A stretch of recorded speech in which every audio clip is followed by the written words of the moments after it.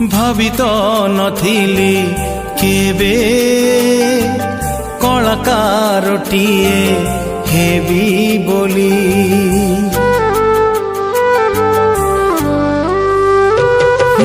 ଭାବି ତ ନଥିଲି କେବେ କଳାକାରଟିଏ ହେବି ବୋଲି। ଏତେ ଦୁଃଖ ଥିଲା, এতে কষ্ট ଥିଲା, এতে দুঃখ ଥିଲା, এতে কষ্ট ଥିଲା, এতে বদনাম হেবি বলি।